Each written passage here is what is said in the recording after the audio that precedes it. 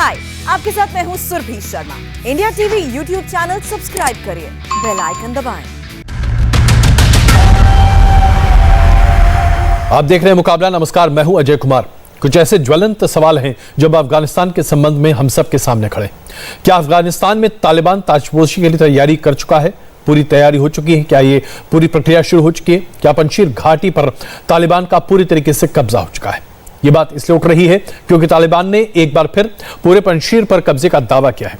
कुछ देर पहले तालिबान के प्रवक्ता ज़बीहुल मुजाहिद ने एक प्रेस कॉन्फ्रेंस की जिसमें उन्होंने दावा किया कि पंजशीर के रेजिस्टेंस फोर्सेस जो कि दरअसल नॉर्दर्न अलायंस है, उससे अब युद्ध खत्म हो चुका है और अब तालिबान को एक शांतिपूर्ण अफगानिस्तान की उम्मीद है। अब जो भी कोई हथियार उठाता है वो अफगानिस्तान और तालिबान का दुश्मन होगा और जल्द ही अफगानिस्तान में नए सरकार की घोषणा भी होगी। लेकिन इस बीच अमेरिकी सेना के joint chief of staff general mark Miley ने कहा है कि अफगानिस्तान में दोबारा गृह युद्ध के संकेत बड़े पैमाने पर दिखाई दे रहे हैं और बहुत जल्द ये शुरू भी हो सकता है। जिस तरह अफगानिस्तान की महिलाएं विरोध प्रदर्शन कर रही हैं, लोग भुखमरी की तरफ लगातार आगे बढ़ रहे हैं, हालात बद से बदतर होते चले जा रहे हैं। ऐसे में कई सवाल उठ रहे हैं कि क्या तालिबान वाकई में अफगानिस्तान को संभाल पाएगा। इस बीच NFR लीडर अहमद मसूद ने एक ऑडियो मैसेज तैयार किया है। उसमें उन्होंने कहा है कि पूरी दुनिया से उन्हें मदद की उम्मीद है। उन्होंने गुहार लगाई है मदद की। लेकिन इस मैसेज में अहमद मसूद का हौसला नहीं टूटा है। अहमद मसूद के अपने ऑडियो मैसेज में कहा है कि तालिबान हमले में मेरे परिवार के कई लोग मारे गए जो तालिबान के खिलाफ हथियार उठाए हुए थे और मैं भी उनके साथ हूं। तालिबान अफगान के नहीं है, वो बाहरी लोग हैं। तालिबानी बाहरी लोगों के लिए काम करते हैं। पाकिस्तान की मदद से तालिबान हमले कर रहा है। पाकिस्तान पर सभी देश चुप क्यों बैठे हुए हैं? पंजशीर में बमबारी में पाकिस्तान का हाथ है। पाकिस्तानी हमले में फहीम दश्ती की मौत हुई है और NRF इस पूरे तमाम सेटबैक के बाद भी हार नहीं मानेगा। यानी कि अभी पंजशीर पर स्थिति उहापोह की बनी हुई है, लेकिन तालिबान अब सत्ता संभालने की तैयारी कर रहा है। एक छोटा सा ब्रेक बन रही है हमारे साथ। देख रहे मुकाबला और लगातार हम आपको बता रहे हैं कैसे अब अफगानिस्तान पर तालिबान अपनी पकड़ मजबूत करता चला जा रहा है। 6 देशों को न्योता भेजा गया है तालिबान की तरफ से, ताकि सरकार के फॉर्मेशन की जो पूरी प्रोसेस है उसको देखने के लिए ये 6 देश के प्रतिनिधि पहुंचे, जिसमें प्रमुख का है पाकिस्तान। और अब ये बात दुनिया से छिपी नहीं है कि पाकिस्तान लगातार तालिबान की मदद कर रहा है। आरोप तो यह भी है कि पाकिस्तान की वायुसेना का इस्तेमाल कर पंजशीर वैली पर लगातार बम वर्षा की गई है। हालांकि अभी इसे सिद्ध नहीं किया जा पा रहा। तमाम ये मुद्दे जिस तरीके से सामने आ रहे हैं और यह बताया जा रहा है कि प्रधानमंत्री की अध्यक्षता में एक हाई लेवल मीटिंग चल रही है जिसमें रक्षा मंत्री और गृह मंत्री दोनों मौजूद हैं। अफगानिस्तान के ऊपर भी चर्चा हो रही होगी। इन तमाम मुद्दों पर चर्चा करने के लिए हमारे साथ मौजूद रहेंगे लेफ्टिनेंट जनरल शंकर प्रसाद, अशोक सजनार जी, पूज राजनायक हैं, मेजर जनरल संजय मिस्टन, उसके साथ साथ डॉक्टर फौजिया रऊफ जो कि अफगान एक्टिविस्ट हैं, और M जावेद अफगान में सरकारी कर्मचारी थे। ये सभी हमारे साथ मौजूद रहेंगे और अफगानिस्तान के ताजा हालात पर करेंगे चर्चा। इस छोटे से ब्रेक के बाद मुकाबला जारी है। आप देख रहे हैं मुकाबला और हम चर्चा कर रहे हैं कैसे अब अफगानिस्तान पर पूरे तरीके से तालिबान का कब्जा होता हुआ दिखाई दे रहा है। हालांकि अभी भी पंजशीर घाटी के नुमाइंदे यही कह रहे हैं कि पंजशीर घाटी पर अभी तालिबान का कब्जा नहीं हुआ है, लेकिन पाकिस्तान की सक्रिय भूमिका अब पूरी दुनिया भर के सामने उजागर है। Lieutenant general Shankar Prasad, Ashok Sajnar ji, major general मैस्टन, डॉक्टर फौजिया रऊफ और रेजा शाह इस वक्त हमारे साथ मौजूद हैं। लेफ्टिनेंट जनरल शंकर प्रसाद, सबसे पहले मैं आपसे जानना चाहता हूं, पंजशीर घाटी को लेकर अभी स्थिति पूरी तरीके से क्लियर नहीं है। तालिबान कह रहा है कि पूरा कब्जा उसका हो चुका है, लेकिन जो सबूत सामने आ रहे हैं पूरी दुनिया के, वो स्पष्ट कर रहे हैं कि पाकिस्तान की सक्रिय भूमिका रही है। पाकिस्तान की आर्म्ड फोर्सेस के पर्सनल तालिबान के साथ मिलकर पंजशीर घाटी में हमला कर रहे थे। यहां तक कि यह भी बताया जा रहा है, जो अभी अपुष्ट है, कि पाकिस्तान की वायुसेना की भूमिका और ड्रोन्स के इस्तेमाल की भी बात सामने आ रही है। अगर पाकिस्तान की इतनी सक्रिय भूमिका है तो फिर इसके बाद कुछ बचता है क्या? देखिए, इसके दो पहलू में जवाब देना चाहता हूं। पहला तो यह कि वहां पे कितना कब्जा हो चुका है और कितना कब्जा भी नहीं हुआ है। वॉर, इस किस्म की लड़ाई में, खास तौर से इंसर्जेंसी की लड़ाई में, प्रोपेगेंडा एक बड़ी भारी चीज़ होती है। वहाँ पे लीफलेट्स गिरा के प्रोपेगेंडा करना, वहाँ रेडियो टेलीविज़न से प्रोपेगेंडा करना, वहाँ की तस्वीरें दिखा देना, चाहे वो तस्वीरें कहीं और की हों। तो ये सब propaganda is a very major component of operations जब इस तरह के होते हैं। दूसरी बात यह है कि चलिए मान लिया एक तरीके से कि जो वो कह रहे हैं जी। कि काफी हद तक सही है, क्योंकि वो ये भी दिखा रहे हैं कि गवर्नर के घर के सामने उन्होंने झंडा भी लगा दिया, कोई हेलीकॉप्टर भी दिखा रहे हैं, वहाँ पे फाइटर जेट्स की भी उड़ान दिखा रहे हैं। तो ये भी सही हो सकता है कि काफ़ी हद तक इस समय नॉर्दर्न अलायंस बहुत ज़बरदस्त प्रेशर में है, अगर कंप्लीटली केप डाउन नहीं भी कर गई है तो। और वहाँ पे मसूद का स्टेटमेंट भी आया, वो भी आपने सुना है। लेकिन जो बड़ी बात आप पूछ रहे हैं वो ये है कि पाकिस्तान की वहाँ पे कितनी उसमें इन्वॉल्वमेंट है। देखिए, पाकिस्तान की इन्वॉल्वमेंट तो शुरू से रही है। Taliban is very much a part of Pakistan, ये हम लोग कब से कह रहे हैं। और अब की जितनी पिछले 4-5 दिन से खबरें आ रही हैं उससे साफ मालूम चल रहा है कि एसएसजी के यूनिट के लोग हैं वहाँ, 1 बटालियन है, 2 बटालियन है, उसको पुष्टि करना कठिन है। लेकिन हाँ, ये अवश्य मानते हैं कि पाकिस्तान की एसएसजी की आर्मी जो है, स्पेशल फोर्सेस जो है वहाँ पर हैं। उनके जो आईएसआई के चीफ हैं वो काबुल से इसको कंट्रोल कर रहे हैं। इसका ऑपरेशन रूम शायद कहीं रावलपिंडी में भी होगा, जहाँ बाजवा साहब इसकी देखभाल कर रहे हैं। तो इन्वॉल्वमेंट ऑफ पाकिस्तान इज 110%, इसमें तो अब कोई शक किसी ने छोड़ा ही नहीं है। लेकिन ज़रूरी बात देखने की यह है कि इतना सब सामने के बाद में अब बाकी रणनीति एक तो तालिबान की क्या है, क्या वो बातचीत करना चाहते हैं, और उस तरफ से क्या उनकी क्या डिमांड्स हैं वो देखना चाहते हैं, और वर्ल्ड कम्युनिटी क्या इसको देख रही है। How is the world community watching it, ये शायद चल के आप अगले सेगमेंट में डिस्कस करेंगे। लेकिन मैं समझता हूं कि इस चर्चा करेंगे, all have to be very very careful. जी, हम इस पर चर्चा करने जा रहे हैं। लेकिन इससे पहले कि जनरल मैस्टन मैं आपके पास आऊं, अशोक जी, कूटनीतिक स्तर पर अगर देखें तो अभी तालिबान ने जिन देशों को आमंत्रित किया है स्वेरिंग इन सेरेमनी या गवर्नमेंट फॉर्मेशन को लेकर, वो तमाम ऐसे देश हैं जो एक तरह से पूरी तरह अमेरिका के खिलाफ हैं। चाहे आप चीन की बात कर लीजिए, पाकिस्तान की बात कर लीजिए, आप टर्की की बात कर लीजिए, ये तमाम ऐसे देश हैं जिनको उन्होंने न्योता दिया। 6 ऐसे देश हैं, हिंदुस्तान के न्योता नहीं दिया गया है। जाहिर सी बात है हम उनके लिस्ट में है नहीं। पाकिस्तान की पूरी कारस्तानी सामने है। कितनी मुश्किल आन खड़ी होगी अब किसी भी सरकार के लिए, और खास करके हिंदुस्तान के लिए, कि अब तालिबान को हम किस नजरिए से देखें, तालिबान के तौर पर या पाकिस्तान तालिबान के तौर पर। न्योता दिया है तो वो ये मेरे विचार से ठीक नहीं होगा कहना जो सभी सरकारों को उन्होंने न्योता दिया है वो सभी अमेरिका के विरुद्ध हैं, क्योंकि टर्की को देखा जाए उनके वो नेटो के मेंबर हैं। और टर्की के लिए जब अमेरिका ने यह भी प्रपोज किया था, एंटनी ब्लिंकन ने प्रपोज किया था, जो वहां पर एक मुलाकात की जाए टर्की में जो यूएन के ऑस्पिसीज के अंडर हो, परंतु वो मुलाकात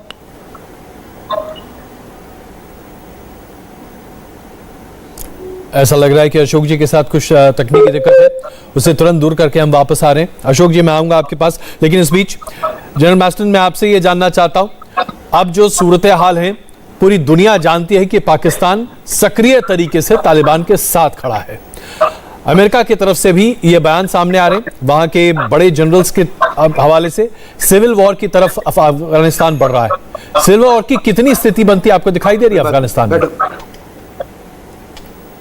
देखिए, 2 चीज है। पहला तो मैं ये बताना चाहूंगा कि ये जो पाकिस्तान के बारे में, ये कोई नई चीज नहीं है। पाकिस्तान की तो इनके साथ इन्वॉल्वमेंट शुरू में भी रहा है। जब 94 और 92 में सिविल वॉर हुआ था, तब जब तालिबान का टेक ओवर होना था तो it was totally Pakistan army led, और उस समय कुंडूज और ये नदन इलाके में पूरा पाकिस्तान आर्मी तालिबान के साथ घुसी थी।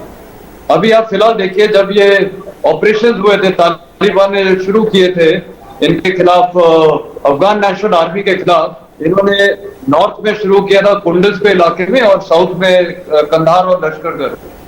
मेरे जो आर्मी में काफी फ्रेंड्स थे वो बता रहे थे कि खासकर कुंडज में 12 इन्होंने सोल्जर मारे थे, इसमें पाकिस्तान आर्मी के थे विद प्रॉपर आइडेंटिटी कार्ड। ये जब ऑपरेशन शुरू हुआ था अफगान नेशनल सिक्योरिटी फोर्सेस के खिलाफ, तब से ये शुरू इन्होंने हरकत की थी। उसके बाद अभी ये ISI चीफ का आना, उनका क्या अधिकार है और हक है कि अभी वहां गवर्नमेंट बनी नहीं, आप आ रहे हैं। और बेसिकली ये जो टारगेटिंग की जा रही है पंचेर में, this is total master mind of Pakistan. इसका कारण ये है कि अमरुल्ला साले जो है और अहमद मसूद, ये 2 शख्स वो हैं जो इनके सख्त खिलाफ है पाकिस्तान के। अमरुल्ला साले तो नेशनल डायरेक्टरेट सिक्योरिटी के चीफ रह चुके हैं, और उनकी जितनी भी स्ट्रेटेजी थी पाकिस्तान के खिलाफ, पाकिस्तान वो जानता है और उन्होंने पाकिस्तान को अपने तरीके से जो करना था किया है। इसीलिए पाकिस्तान का पूरा मकसद और इरादा है नूरुल्लाह सालेह और अहमद मसूद को टारगेट करके और खत्म करना। तो ये मकसद है। और अभी आपने देखा होगा ये पंजशेर में लड़ाई अभी शुरू नहीं हुई है, कल परसों। इतने दिन से ये तालिबान के क्लेम हो रहे थे हमने कब्जा कर लिया है, बिल्कुल वो सब गलत क्लेम थे। लेकिन कल सारी स्ट्रेटेजी इन्होंने चेंज की जब पाकिस्तान एयरफोर्स ने रात में काफी बमबारी की जिसमें उनके ड्रोन और अटैक हेलीकॉप्टर शामिल थे। इस कारण की वजह से ये सब तब्दीली हुई है। और अभी भी इन्होंने सिर्फ थोड़ा सदर्न इलाका बहुत हल्का सा कैप्चर किया है और वहां पर इन्होंने गवर्नर उसमें सही है। और इनके दो बड़े अहम, एक तो एक ऑफिसर मरा है जो मेजर जनरल थे वजूद दारा, उनको मैं खुद जानता था, तो उनकी डेथ हुई है। और एक इनके जो तालिबान के ये पंजशेर के जो स्पोक्समैन थे, तो इसमें पाकिस्तान एयरफोर्स टोटली इन्वॉल्व थी। और जैसे जनरल साहब ने अभी बताया एसएसजी तो थी ही, तो ये टोटल एक बोलते हैं ना well coordinated military operation Pakistan का रहा है और ये चलता रहेगा। क्योंकि अभी जो अहमद मसूद है वो कई रिपोर्ट्स आ रही हैं कि वो इधर चले गए हैं। देखिए वो सोल्जर है, वो अपने ट्रूप्स को छोड़ेंगे नहीं, वो वहीं पर है। वो रीग्रुप हो गए और नॉर्थ की तरफ चले गए पंजशेर वैली की, और वो फोर्सेस सारे रीग्रुप हो गए, वो लड़ेंगे। लेकिन उनके लिए अभी सबसे ज्यादा सामने प्रॉब्लम यही है कि पाकिस्तान एयरफोर्स की जो स्ट्राइक्स हो रही है रातों रात, वो सारा नहीं, पाकिस्तान की इतनी सक्रिय भूमिका वहां दिखाई दे रही है, अपने आप में बहुत बड़ा सवालिया निशान खड़ा करता है पूरी पाकिस्तान की नीति पर भी। फौजिया जी, मैं आपसे ये समझना चाहूंगा, अफगानिस्तान में जिस तरह से पाकिस्तान की दखलंदाजी स्पष्ट है, साफ है कि पाकिस्तान वहां सब कुछ मैनिपुलेट कर रहा है, मैनूवर कर रहा है। मानवाधिकार हनन की जो तमाम खबरें आ रही हैं, जो ह्यूमन राइट्स वायलेशंस की तालिबान के हवाले से है, लेकिन कहीं ना कहीं टैसिट सपोर्ट पाकिस्तान का भी है। तो पाकिस्तान पूरी तरीके से अफगानिस्तान को ध्वस्त खत्म कर देना चाहता है, यही लग रहा है आपको? ये तो बिल्कुल उनका ख्वाब है जो खत्म करेगा अफगानिस्तान को, क्योंकि जब तक एक भी अफगान बच्चा जिंदा होगा जो अपने धरती के लिए आखिर तक लड़ेगा। आज चूंकि 6 सितंबर 1965 का जो योम दिफा पाकिस्तान के लिहाज से भी इन लोगों को एक सबक दिया था, तब जब इंडियन आर्मी आई थी और जिमखाना में उन्होंने आके विस्की पी थी, तो ये भूल जाते हैं। इनको बहुत सारे सबक सिखाए हैं, चाहे वो हाजी फीर हो, जो ये इंडिया पे भी अटैक करता है, तो इनको बहुत अच्छे मुंह की खाना पड़ती है। डॉक्टर नजीब ने इनको बहुत अच्छा सबक 1980 जलालाबाद में भी दिया था, लेकिन शर्म इनको नहीं आती। ये एक इंतहाई बेशर्म बेहया कौम है, ये एक चुचे शैतान। जब से ये मुल्क बना है ये अपने इर्द गिर्द हर चीज को हड़प देना चाहता है, वो चाहे बलूचिस्तान हो। और अब आप पंजशेर दुनिया देख रही है, और ये इतनी बेशर्मी से जो वीडियोस इनके वायरल होते हैं कि चकवाल में बेटा फैज जो मुर्दार हुआ था अफगानिस्तान में, तो ये फिर उनका बाप बोलता है कि मेरा दूसरा फैज बेटा काबुल पे वो चाय पी के बता रहा है कि मैंने अपने दुश्मनों को नेस्त नाबूद किया। तो इनके दुश्मन कौन है? इनके दुश्मन अफगानिस्तान, इंडिया जो इनके भाई है, ये आस्तीन के सांप है। और जिस तरह उन्हीं के लिए मेरा ये मैसेज है कि जब आपका अगर चकवाल का एक फैज अफगानिस्तान में मुर्दार हुआ था, तो आपके सारे ही फैज जब अफगानिस्तान की तरफ आएंगे तो उनकी लाशें तो आपको मिल रही है ना। बिल्कुल। वो जब लाशें अफगानिस्तान से ही आती है, रेजिस्टेंस जारी है। आपने अहमद मसूद का जिक्र किया, उनकी थोड़ी देर पहले मैं पंजशेर क्लब हाउसेस में वीडियो ऑडियो सुन रही थी रेडियोस पे। उनके हौसले बुलंद हैं और वो रिक्वेस्ट करते हैं पूरे इंटरनेशनल कम्युनिटी से बाकायदा हम के उनका साथ दे। वहाँ पे इन्होंने जो इंसानी ह्यूमन राइट्स वायलेशन हो रही है वो भी किसी से बिल्कुल आपने कहा ये अभी जो मसूद साहब ने जो कहा है कि पूरी दुनिया साथ दे। अशोक जी, क्या आपको लगता है कि लोग मदद के लिए सामने आएंगे? क्या संयुक्त राष्ट्र की तरफ से कहीं कोई भूमिका होगी इस पे? वायलेशन साफ दिखाई दे रहे हैं, पाकिस्तान अपने एयरफोर्स का इस्तेमाल कर रहा है, इसके सबूत भी मिल रहे हैं, उसके बाद भी दुनिया क्या बस किनारे खड़े होकर टकटकी लगाकर देखती रहेगी? देखिए, आपने बहुत महत्वपूर्ण प्रश्न किया है अजय जी, और अगर आप मुझे इजाजत दे, जो मैं पहले कह रहा था और जी, अनफॉर्चुनेटली please। मेरा जो कनेक्टिविटी थी वो खराब थी, तो इसीलिए शायद सुना नहीं होगा। तो आपका प्रश्न उस समय ये था, जो इन 6 देशों को जिसको न्योता दिया गया है, उसमें सभी ऐसे देश हैं जो कि अमेरिका से उनके जो संबंध हैं अच्छे नहीं हैं। परंतु मैं बता रहा था, जो एक तो टर्की है, टर्की तो नेटो का मेंबर है, और टर्की के यहाँ पर अमेरिका ने कहा था जो एक मीटिंग होनी चाहिए, मुलाकात होनी चाहिए। जब प्रेसिडेंट जो बाइडेन बनकर आए थे, वो टर्की में हो नहीं पाई, क्योंकि उस समय तालिबान ने वहां पर जाने से इनकार कर दिया था। और दूसरा कतर है, कतर के साथ तो उनके आपके बहुत अच्छे संबंध है। सबसे बड़ा जो उनका बेस है वो वहीं पर है, कतर में है, दोहा में है। और जो उन्होंने अपने इवैक्यूएट किए हैं, सारा शटल फ्लाइट्स उनकी दोहा जाती रही हैं, और हमारे भी काफी लोग यहाँ से जो भारतीयों को इवैक्यूएट किया गया है वो भी कतर में गए हैं। तो मैं ये कहूंगा, जो उन्होंने उनको न्योता दिया है जिनके उनके साथ अच्छे संबंध हैं। मुझे तो देखिए आश्चर्य अजय जी इस बात का है, जो उनके साथ 3 और देश हैं जो उनके पड़ोसी देश हैं, जिनके साथ सीमाएं मिलती हैं। तजिकिस्तान के साथ उनकी 1300 किलोमीटर की सीमा मिलती है, उसके राष्ट्रपति को उन्होंने न्योता नहीं दिया है। उज्बेकिस्तान का 137 किलोमीटर, उसको भी न्योता नहीं दिया है। और उज्बेकिस्तान, आपको याद होगा 2018 में उन्होंने एक इंटरनेशनल कॉन्फ्रेंस किया था, और उसमें उन्होंने तालिबान को भी वहां पर न्योता दिया था। और तीसरा तुर्कमेनिस्तान ने तो उनके साथ संबंध रखे हैं 1996 से लेकर 2001 तक भी। तो देखिए तुर्कमेनिस्तान तो हमेशा तालिबान के साथ खड़ा रहा है।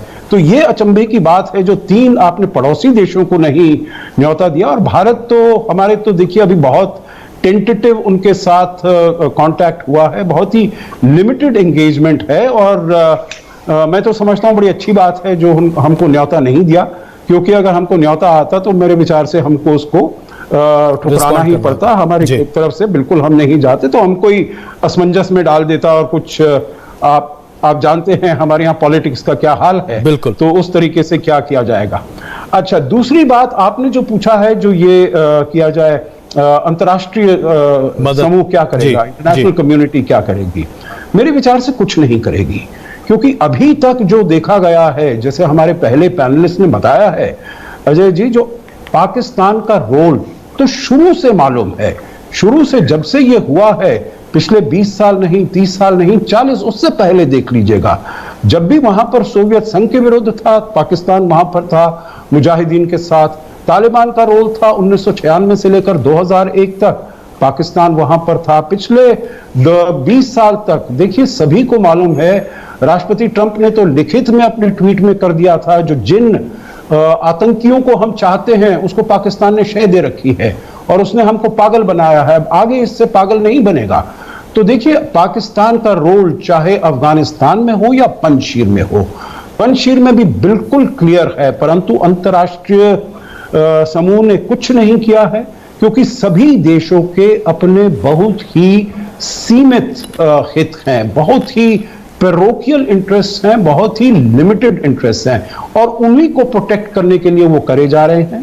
पर मुझे तो ये लगता है, देखिए जो अमेरिका के 3 सबसे जो विरोधी देश हैं, ये रूस, चीन और पाकिस्तान, वो कितनी ही खुशियां मना लें अभी जो अमेरिका चला गया है, परंतु जो अमेरिका गया है वो यहाँ पर 2 धारी तलवार छोड़कर गया है।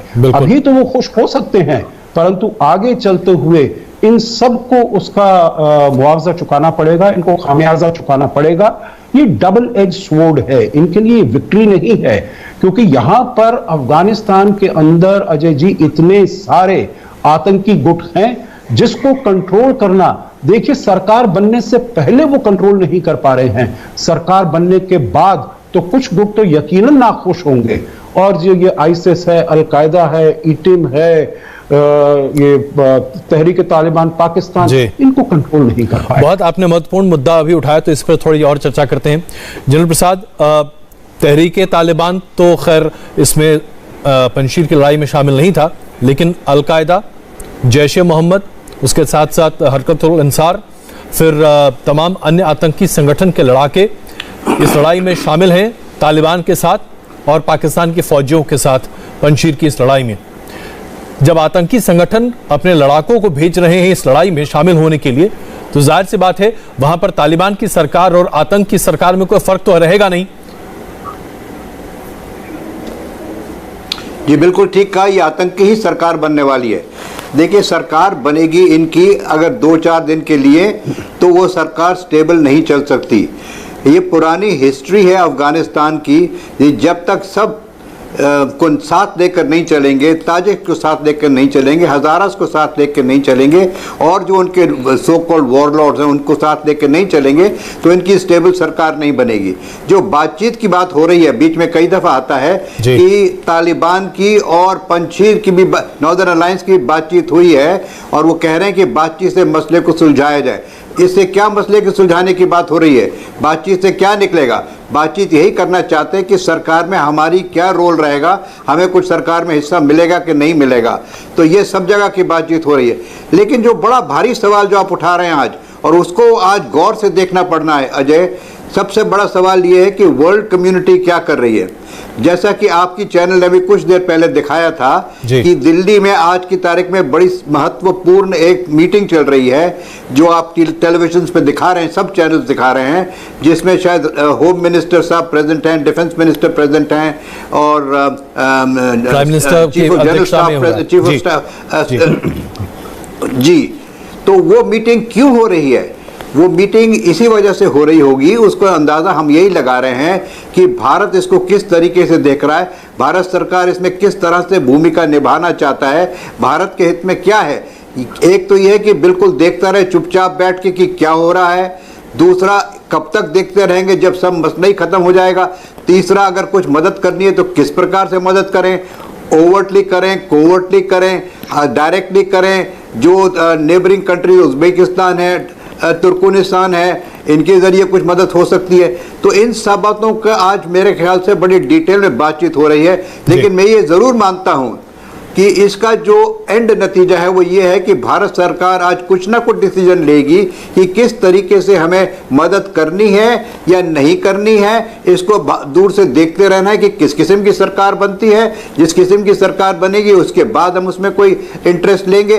तो ये बातें obviously are very important for us, very important long term impact. देखिए, अफगानिस्तान ट्रेडिशनली भारत का बड़ा पुराना दोस्त रहा है। हमारी अफगानिस्तान में आज भी बड़ी भारी इन्वेस्टमेंट है, not only in terms of money and in terms of project, but in terms of friendship, in terms of relationship. मैं समझता हूं कि 3 मिलियन से ज्यादा जो हमारी रिलेशनशिप आज अफगानिस्तान से, उनके कितने लोग हर दफा इंडिया आते हैं मेडिकल एड के लिए, हमारा उनसे कितना जबरदस्त ट्रेड चलता है। उनके यहाँ सारी दवाइयाँ हम भेजते हैं, उनकी हर एक चीज हमारे से जाती है। हमने अफगान आर्मी को हेलीकॉप्टर्स अपने दे रखे हैं, कितना उनकी ट्रेनिंग करा रखी है।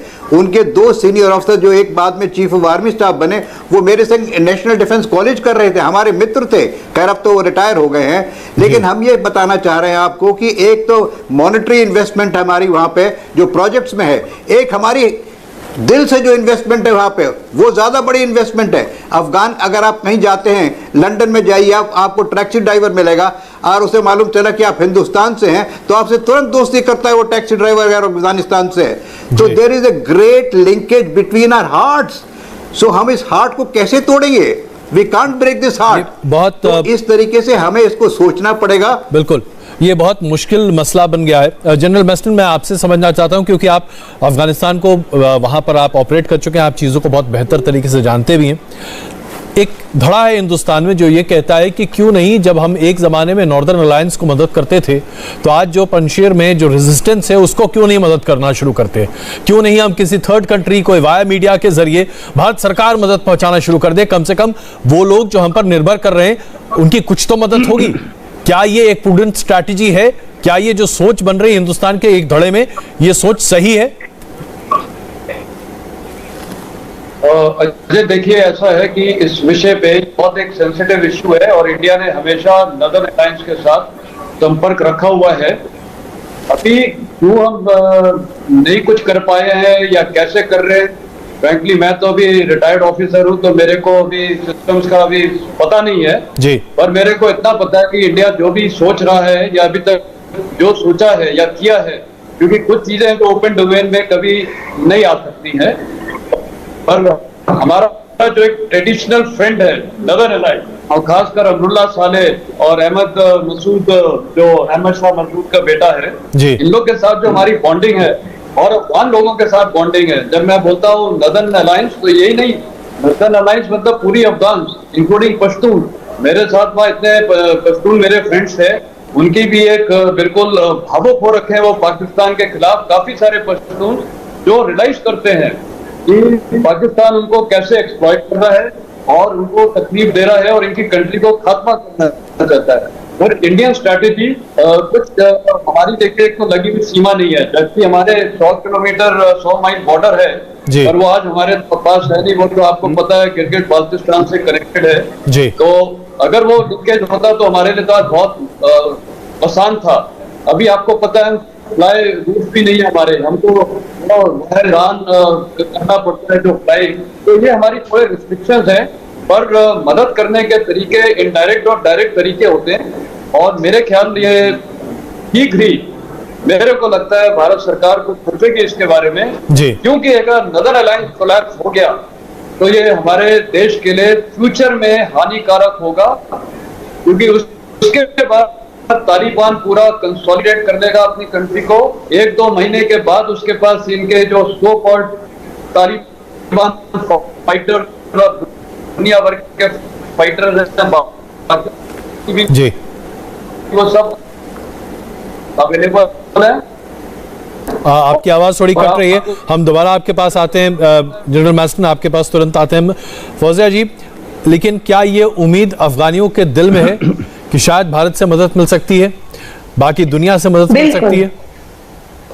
बिल्कुल, स्पेशली मैं इस इंडिया से दुनिया जो हम साथ ना दे, हमारे इंडिया के साथ जोग्राफियाई रिश्ते तो है ही, हम इंडिया का खून भी है। वहाँ पे जिस तरह पहले हिंदूशाही थी, आप ये भी ख्याल में रखें कि अब वहाँ पे मुलाक्रसी या मुलाशाही आ रही है। और जो सुहेल शाहीन है, उनके स्टेटमेंट इंडिया को डिस्टेबलाइज करने के लिए कश्मीर में वो उनको आग लगा दे रहे हैं और बाकायदा एक आतंक पूरे खित्ते में शुरू होगा, जो कि काबुल से कश्मीर तक, कश्मीर से कन्याकुमारी तक। ये भारत इंडिया को बहुत ज्यादा इसको सीरियस लेना चाहिए। वो शायद डीसी तक फिर ना पहुंचे, लेकिन इंडिया के साथ पाकिस्तान के जो पास्ट के हालात है, और आपको पता है कि तालिबान पाकिस्तान की ही प्रॉक्सी वॉर है। ये पाकिस्तान के ही, जब वहां पे हुकूमत ही नहीं बनी थी, जनरल फैज वहां पे थे, सब दुनिया ने देख लिया वो मैसेज जो डिलीवर करना चाहते थे इंडिया को स्पेशली, कि हमने जो किया काबुल पे कब्जा जमाया, नेक्स्ट पंशेर है। इफ पंशेर फॉल, ये भारत की आने वाली नस्लें आपको कभी भी माफ नहीं करेगी। जिस तरह पाकिस्तान बना है, धरती माता के टुकड़े हो गए, फिर बांग्लादेश में 73 में 3 टुकड़े हो गए, अब ये जो अफगानिस्तान काबुल में हुआ जा रहा है, काबुल कल्ब है। जिस तरह काबुल का दिल पंशेर है तो काबुल जिंदा है। और अपने रीजन साउथ एशिया का कल्ब अफगानिस्तान है। अफगानिस्तान में जो वहां पे बैठेगा, जो वहां की पॉलिसीज को कंट्रोल करेगा, उनका इफेक्ट इंडिया पे होगा। तो इंडिया को खुद भी वॉलंटरीली हेल्प एक्सटेंड करना चाहिए। उनको उम्मीदें हैं। मैंने खुद अहमद मसूद की बातें सुनी है, जो उन्होंने कहा है कि पहले अफगानिस्तान से लोग उठे, रेजिस्टेंस का हिस्सा बने, और आप जिस तरीके से हमें सपोर्ट कर सकते हैं, हमारी आवाज बने, हमारी बातें पहुंचाते हैं, हम सब सुन रहे हैं। उन्होंने बहुत अच्छी बात की है कि जो असला उठाता है वो भी मैदान जंग में, मैं देख रहा हूं उनको। आज इतिहास बनने जा रहा है। फहीम दश्ती जो एक बहुत ही शरीफ इंसान थे, वो बच्चे जिनको इल्म और अदब से प्यार है, जो इस रीजन में शम्मा बनना चाहते हैं, पाकिस्तान वो शम्मे बुझा रहा है। और हिंदुस्तान से मैं विनती करती हूँ कि हमारा साथ ना छोड़ें, पंशेर का साथ ना छोड़ें, काबुल का साथ ना छोड़ें, अफगानिस्तान का साथ ना। बहुत ये पते की बात आप कह रही हैं, और हिंदुस्तान में एक बड़ा तबका है जो लगातार इस बारे में बात अब चर्चा करता जा रहा है। अशोक जी, इस बीच खबर ये भी आ रही है कि खुद वहां के शीर्ष नेतृत्व में तालिबान में आपस में बहुत जबरदस्त झंझट चल रहा है। कौन सत्ता हासिल करेगा, कौन किस ओहदे पर रहेगा, एक जबरदस्त गुटबाजी और मारपीट भीतर भीतर चल रही है। क्या हम एक फेल्ड अफगानिस्तान को देख रहे हैं? क्या एक बाल्कनाइज्ड अफगानिस्तान को हम बहुत जल्द देखने जा रहे हैं, जहां पाकिस्तान न जाने क्या क्या हरकतें न करता हुआ दिखाई देगा? अशोक जी, देखिए, फेल्ड आपने जो कहा है वो तो मेरे ख्याल से कुछ हद तक ठीक लगता है। सिविल वॉर हो जाएगा, वहां पर बहुत सारे गुट बन जाएंगे और वो उनकी बीच में लड़ाई होगी। पाकिस्तान वहां पर आएगा, अपना प्रयास करेगा जो किसी प्रकार का अपने लिए ऑर्डर इस्टेब्लिश कर पाए, चीन के लिए ऑर्डर इस्टेब्लिश कर पाए, क्योंकि चीन चाहेगा एक तो वहां पर जो ईस्ट तुर्किस्तान इस्लामिक मूवमेंट है वो वहां पर काबू से बाहर नहीं जाए, वो वहां पर शिनजियांग में जाकर उइगर मुसलमानों के साथ वो वहां पर कुछ डिस्टर्बेंसेस प्लान नहीं करे और यहां पर पीस और स्टेबिलिटी हो, क्योंकि पाकिस्तान और चीन दोनों के लिए यहां पर पीस एंड स्टेबिलिटी बहुत जरूरी है। अगर वो यहां पर चाहते हैं अपनी इकोनॉमिक इन्वेस्टमेंट करना, अगर यहां से वो लिथियम और कॉपर और सारे मिनरल्स लेकर जाना चाहते हैं, और अगर वो चाहता है, चीन चाहता है जो बेल्ट एंड रोड इनिशिएटिव का यह हिस्सा बने और चाइना पाकिस्तान इकोनॉमिक कॉरिडोर से आकर मिले और फिर ये वाला जो रोडवे एक्सप्रेसवे है ये वहां तक ईरान और यूरोप तक जाए, तो तब यहां पर पीस एंड सिक्योरिटी का होना बहुत जरूरी है। तो इसीलिए ये मैं कह रहा था, जो ये काटने को दौड़ेगा केवल और देशों को नहीं, ठीक है, यहां पर सभी कह रहे हैं यहां पर जो ये इस्लाम की फतह है, इस्लाम ने जीता है बीच में, और इसीलिए जो भी जहां पर वो है लेटेंट ऐसी मूवमेंट्स हैं, एक्सट्रीमिस्ट मूवमेंट्स हैं, इस्लामिक रेडिकलिज्म की मूवमेंट्स हैं, उनको शय मिलेगा, उनको एम्बोल्डन करेंगे। परंतु उसके साथ साथ यहां पर से भी हर जगह ये बहुत फैलने को हो सकता है, जो कि पाकिस्तान के लिए ये बहुत बड़ा ब्लोबैक होने वाला है। अभी तक आपके प्रोग्राम में हमने वो उसके ड्यूरान लाइन के बारे में बात नहीं की है इतने ज्यादा, तहरीक तालिबान पाकिस्तान और लश्कर जंगवी के बारे में बात नहीं की है। ये सभी ने साथ दिया है वहां पर अफगान तालिबान का, और तालिबान के पास इतनी हिम्मत नहीं होगी जो उनको कहे ठीक है अब आपने हमारे साथ काम कर लिया है, बस अब आपने को डिसबैंड कर लीजिएगा और कुछ मत करिएगा। तो इसीलिए पाकिस्तान के लिए भी बहुत मुश्किलें होने वाली हैं और रूस के लिए भी मेरे विचार से काफी मुश्किलें होंगी, क्योंकि ये जो भी है अलकायदा वगैरह है। अगर आप मुझे इजाजत दें, मैं 1 मिनट, आपने जो प्रश्न पूछा था भारत इसमें क्या करना चाहिए पंजशीर के मामले में, तो उसमें बिल्कुल आप ठीक कह रहे हैं, एक ऐसा तबका है। परंतु देखिए, जो 1990 का जो हालात थे, वहां पर नॉर्दर्न अलायंस में रूस था, ईरान था और भारत था। अब रूस और ईरान ने अपनी डील्स कर ली हैं तालिबान के साथ, वो नहीं है साथ में। केवल तजिकिस्तान है जो कि जिसने अभी तक तालिबान से बात नहीं की है, जैसे मैंने कहा। परंतु तालिबान ने अभी पिछले ही सप्ताह अहमद मसूद के पिता हैं, जो लायन ऑफ पंजशीर जिनको कहा जाता है, और बुरहानुद्दीन रब्बानी को अपने यहां का सबसे बड़ा खिताब देने का ऐलान किया है। तो ये एक उनका मैसेज है जो पंजशीर के साथ खड़े हुए हैं।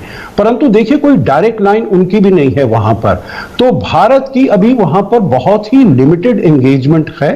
भारत के अपने भी इंटरेस्ट हैं जो यहां पर हमारे यहां, जैसे उनको बताया गया है शेर स्तानिकज़ाई को या अनास हक्कानी से जो बातचीत हुई है, और सुहेल शाहीन ने भी यही आज कहा है जो हम कश्मीर में दखल अंदाजी नहीं करेंगे, कुछ नहीं करेंगे।